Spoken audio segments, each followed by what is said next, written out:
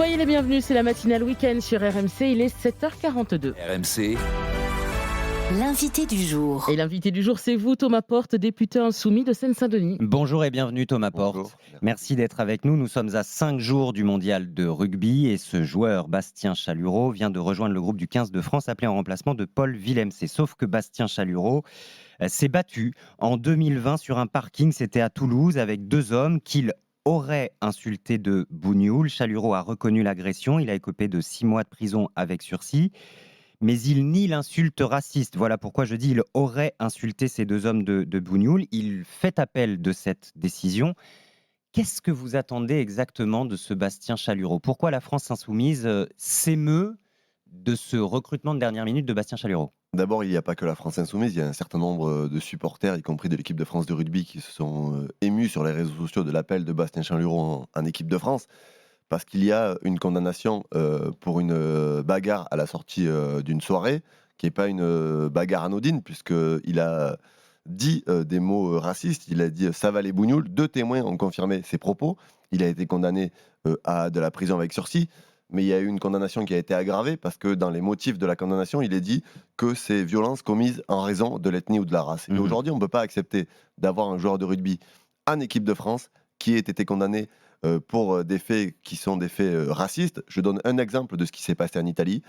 En décembre de l'année dernière, il y avait un joueur italien qui s'était permis de faire une blague à un coéquipier à lui en lui offrant une banane à Noël. La fédération italienne l'avait suspendu un certain nombre de mois de l'équipe nationale. Donc il faudrait que la Fédération nationale de rugby en France renonce à Chalureau dans le 15 de France. Il aurait fallu que Fabien Galtier ne l'appelle pas. Il aurait fallu que lui-même, Chalureau, renonce à ce mondial. Il aurait fallu que la ministre des Sports, Amélie Castera, s'y oppose. Oui, il aurait fallu que tous ces éléments soient mis dans le débat, mais je crois que... Mais peut-être laissons la justice aller au bout, Thomas Porte. Il fait appel de cette première des choses, ça aurait été que Fabien Galtier ne l'appelle pas en équipe de France. Et d'ailleurs, avec mon collègue député François Piquemal, qui s'est aussi mobilisé sur cette question, nous allons saisir la ministre des Sports dès demain pour qu'elle intervienne et qu'elle demande à l'équipe de France de ne pas le sélectionner.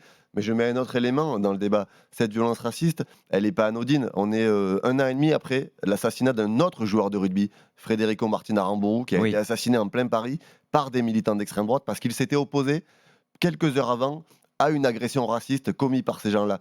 Et il y a un phénomène dans le rugby qui est en train de grandir. Il y a de plus en plus d'événements racistes. Regardez sur ce qu'on appelle les divisions inférieures, qui sont la Fédérale 2, la Fédérale 3. Il y a eu ces derniers mois des événements, des insultes racistes sur le terrain. Donc, envoyer un signal en disant qu'on peut représenter l'équipe de France, jouer avec le maillot de l'équipe de France, alors qu'on a été condamné pour des propos racistes. Le rugby français c'est absolument inacceptable. Est contaminé par le racisme ?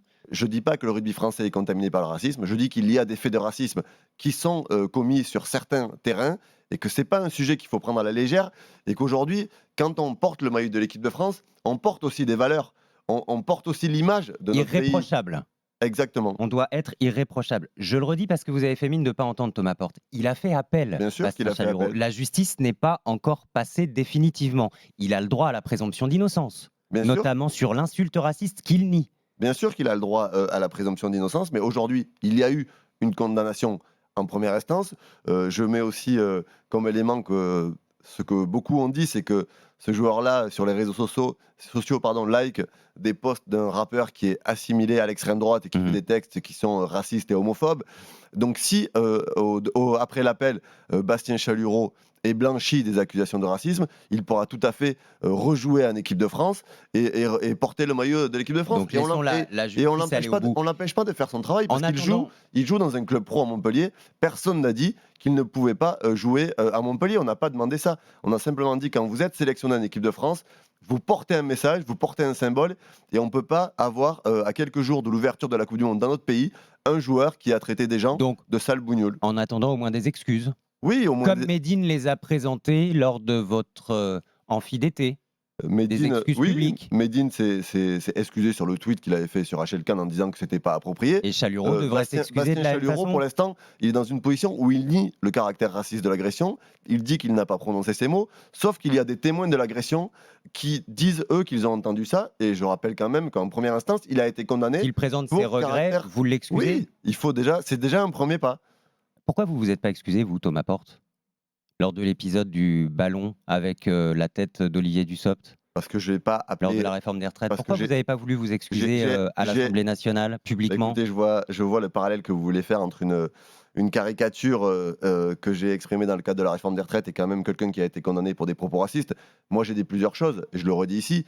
Je l'ai dit, Non, mais on peut tous je l'ai dit à la présidente de l'Assemblée. faire des erreurs. Je l'ai dit à la présidente de l'Assemblée. J'ai dit que ce n'était pas un appel à la violence, que s'il fallait que je m'exprime auprès du ministre pour lui dire que ce n'était pas un appel à la violence, j'étais prêt à le faire, et que, je le redis ici, ce n'était pas un appel à la violence. Mais il n'y a pas de comparaison entre ce que j'ai fait dans le cadre de la réforme des retraites et ce qu'a fait Bastien Chalureau. Quand même, les deux personnes qui ont été victimes de l'agression, une a pris 8 jours d'interruption C'est pas la temporaire. même forme de violence.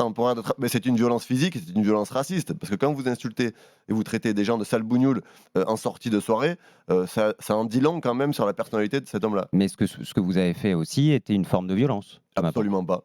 Symbolique.